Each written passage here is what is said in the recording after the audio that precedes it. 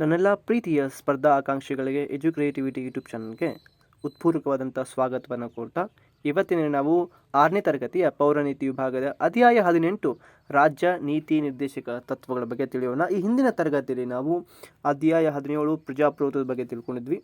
ಇದು 6ನೇ ತರಗತಿಯ 18ನೇ ಪಾಠದ 18ನೇ ವಿಡಿಯೋ ಆಗಿದೆ.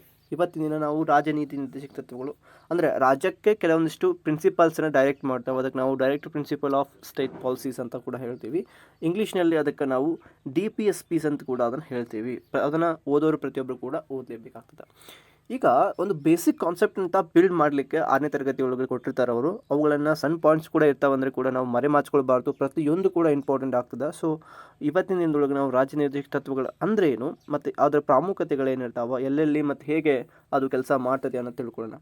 ಸುಖಿ ರಾಜ್ಯ ಸ್ಥಾಪನೆಗಾಗಿ ಏನು ಮಾಡಿದ್ದಾರೆ, ಸಂವಿಧಾನ 4ನೇ ಭಾಗದೊಳಗೆ ಗಾಂಧಿವಾದ, ಸಮಾಜವಾದಿ ಮತ್ತು ಉದಾರವಾದಿ ಭೌತಿಕ ತತ್ವಗಳ ಅನುಷ್ಠಾನಕ್ಕಾಗಿ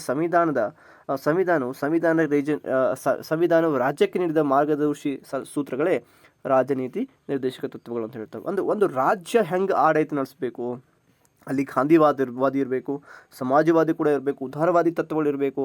ಅಂದಾಗ ಮಾತ್ರ ಆ ಒಂದು ರಾಜ್ಯ ಸುಖಿ ರಾಜ್ಯ ಆಗ್ಲಿಕ್ಕೆ ಸಾಧ್ಯ ಅಂತಂದು ಹೇಳ್ತಾ ಇದ್ದಾರೆ.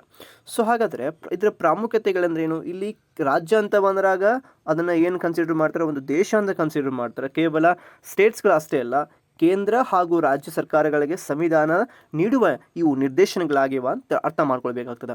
ಕಾನೂನುಗಳನ್ನು ರಚಿಸುವಾಗ, ನೀತಿಗಳನ್ನು ರಚಿಸಿ ಜಾರಿಗೆ ತರುವಾಗ ಈ ತತ್ವಗಳನ್ನು ಅವ್ರು ಮರಿಬಾರ್ದು ಅನ್ನೋ ಸಂಬಂಧ ಡೈರೆಕ್ಟಿವ್ ಪ್ರಿನ್ಸಿಪಲ್ ಆಫ್ ಸ್ಟೇಟ್ ಪಾಲಿಸೀಸ್ಗಳನ್ನು ಅಡಾಪ್ಟೇಷನ್ಸ್ ಮಾಡ್ಕೊಳ್ಳೇಬೇಕಾಗ್ತದೆ. ಇಲ್ಲಿ ಏನಿರ್ತದೆ ಅಂತಂದರೆ ಸ್ವತಂತ್ರ, ಸಮಾನತೆ, ಭ್ರಾತೃತ್ವ ಸಾಧಿಸಲು ಮತ್ತು ಸುಖಿ ರಾಜ್ಯವನ್ನು ಸ್ಥಾಪಿಸಲು ಇವುಗಳ ಮುಖ್ಯ ಕಾರ್ಯ ಅಂತ ಹೇಳ್ಬೋದಾಗಿದೆ. ಇವುಗಳನ್ನು ಸರಿಯಾಗಿ ಓದ್ಕೊಂಡಾಗ ಒಂದು ಕಾರ್ಯಾಂಗ ಅಂತ ಏನಿರ್ತದೆ, ಆ ಕಾರ್ಯಾಂಗ ಒಂದು ಕಾನೂನನ್ನು ರಚನೆ ಮಾಡಿ, ಓಕೆ, ಇಟ್ ಮೀನ್ಸ್ ಶಾಸಕಾಂಗ ಕಾನೂನನ್ನು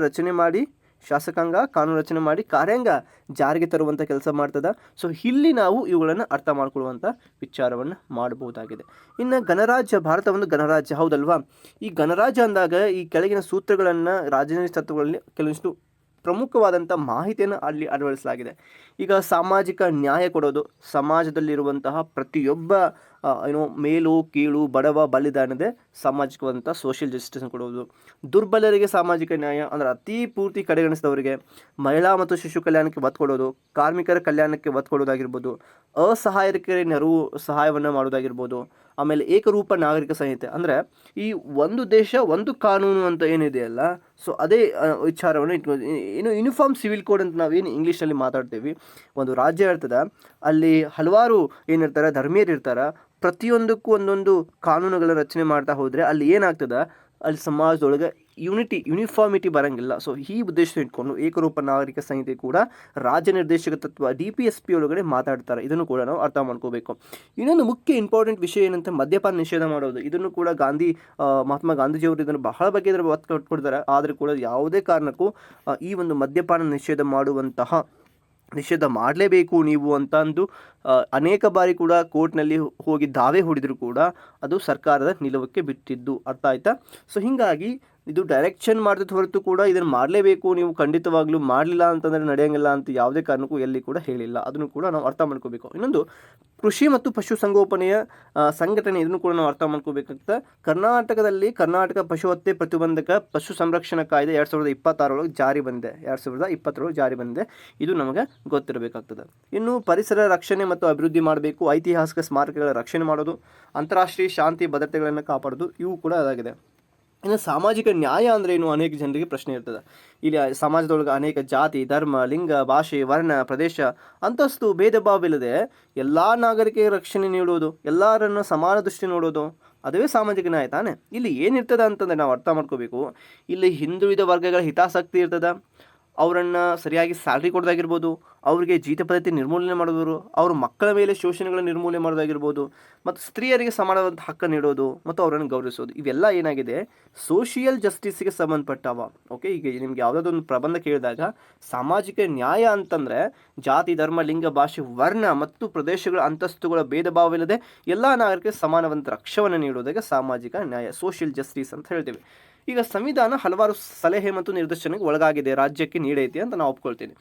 ಇಲ್ಲಿ ನಾಗರಿಕರು ನ್ಯಾಯಾಲಯ ದೂರು ಸಲ್ಲಿಸುವಂತಿಲ್ಲ. ಉದಾಹರಣೆಗೆ ಈಗ ರಾಜ್ಯಕ್ಕೆ ಇದು ನಿರ್ದೇಶನ ನೀಡಿದೆ, ಡೈರೆಕ್ಷನ್ಸ್ ನೀಡ್ಯಾವ. ಬಟ್ ಆದರೆ ಒಂದು ವೇಳೆ ನಾಗರಿಕರು ಅಂದರೆ ಅಂದ್ರೆ ಸರ್ಕಾರ ಇವುಗಳನ್ನು ಮಾಡಲು ವಿಫಲವಾದಾಗ ಏನಾದರೂ ನ್ಯಾಯಾಲಯಕ್ಕೆ ದೂರು ಸಲ್ಲಿಸುವಂತಿಲ್ಲ. ಯಾಕಂದ್ರೆ ದಿಸ್ ಇಸ್ ನಾಟ್ ಲೈಕ್ ಮಾಡಲೇಬೇಕಂತ ಏನು ಸಂವಿಧಾನದೊಳಗೆ ಬರದೇ ಇಲ್ಲ.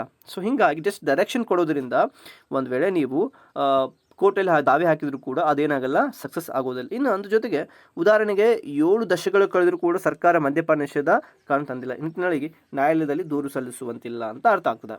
ಐ ಥಿಂಕ್ ಈ ವಿಡಿಯೋ ಮುಖಾಂತರ ನಿಮ್ಗೆ ಗೊತ್ತಾಗಿದೆ ರಾಜ್ಯ ನೀತಿ ನಿರ್ದೇಶಕ ತತ್ವಗಳು ಮತ್ತು ಅದರ ಪ್ರಾಮುಖ್ಯತೆ ಏನಿದೆ ಮತ್ತು ಯಾಕೆ ನಾವು ಅವುಗಳನ್ನು ಬಳಸಬೇಕು. ಒಂದು ರಾಜ್ಯಕ್ಕೆ ತತ್ವಗಳಿದ್ರೆ ಆ ರಾಜ್ಯ ಏನಾಗ್ತದೆ, ಅಭಿವೃದ್ಧಿ ಆಗ್ತದೆ, ಸುಖಿ ರಾಜ್ಯ ಆಗ್ತದೆ.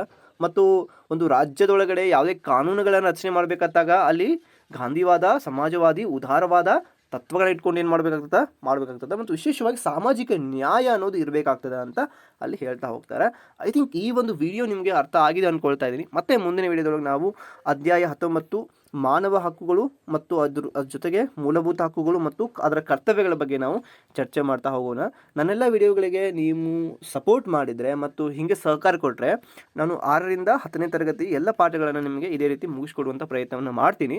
2024 ಮತ್ತು 25ನೇ ಸಾಲಿನ ಟೆಕ್ಸ್ಟ್ ಬುಕ್ಸ್ಗಳು ಏನಾಗ್ತದವೆ ಈಗ ಕಂಟಿನ್ಯೂ ಆಗ್ತಾ ಇದ್ದಾವೆ. ಯಾಕೆಂದರೆ ಯಾವುದೇ ಒಂದು ಸರ್ಕಾರ ಬಂದಾಗ ಅದೇ ಒಂದು ಟೆಕ್ಸ್ಟ್ ಬುಕ್ಸನ್ನು ಫಾಲೋ ಮಾಡ್ತಾ ಇದೆ. ಈಗ ಆಲ್ರೆಡಿ 24ರಲ್ಲಿ ಏನೋ ಆಗಿದೆ, ಹೊಸ ಮುದ್ರಣ ಕಂಡುಬಿಡ್ತದೆ, ಹೊಸ ಸರ್ಕಾರ ಮುದ್ರಣ ಮಾಡಿದೆ. ಹೀಗಾಗಿ ಅವೇ ಟೆಕ್ಸ್ಟ್ ಬುಕ್ಸ್ಗಳು ಮುಂದೆ ಬರ್ತಾ ಹೋಗ್ತಾವೆ, ಯಾವುದೇ ಕಾರಣಕ್ಕೂ ಕೂಡ ಚೇಂಜ್ ಆಗೋದಿಲ್ಲ. ಒಂದು ವೇಳೆ ಸರ್ಕಾರ ಬದಲಾವಣೆ ಆದಾಗ ಟೆಕ್ಸ್ಟ್ ಬುಕ್ಸ್ಗಳ ಕೆಲವಿಷ್ಟು ಪಾಠಗಳು ಬದಲಾವಣೆ ಆಗೋದನ್ನು ನಾವು ಕಾಣ್ತಾ ಇದ್ದೀವಿ ಅಂತ ಹೇಳ್ತಾ ಇವತ್ತಿನ ವಿಡಿಯೋನ ಇಲ್ಲಿಗೆ ಮುಗಿಸ್ತಾ ಇದ್ದೀನಿ. ಮತ್ತೆ ಮುಂದಿನ ವಿಡಿಯೋ ಭೇಟಿಯಾಗೋಣ. ನಮಸ್ಕಾರ, ಬಾಯ್.